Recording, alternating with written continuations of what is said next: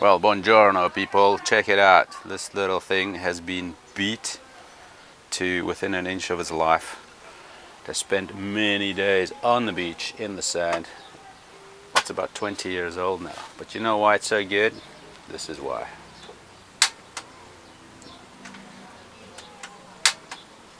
Instant, reliable, beats the Campingaz camping grill that we've got, because the camping grill it's more functional, but the ignition has given up a long time ago.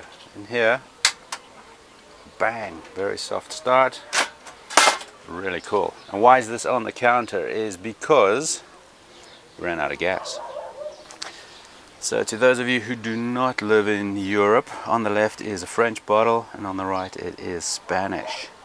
And you think we're in the European Union, yet the gas bottles are different. The fittings basically.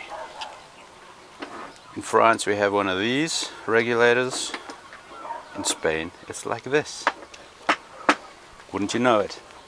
One thing I can tell you is on the left, the blue bottle lasts us about 6 weeks, and we use it for about 10 cups of tea a day, all our dinners, breakfast, the whole lot, toasting stuff, you name it, casseroles, soups.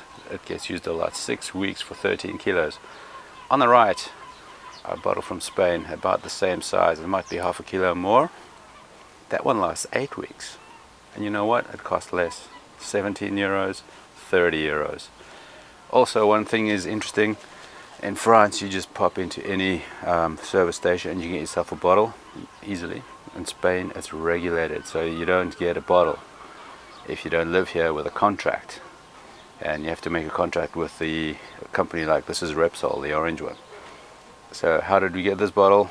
I don't know, but anyway, it works.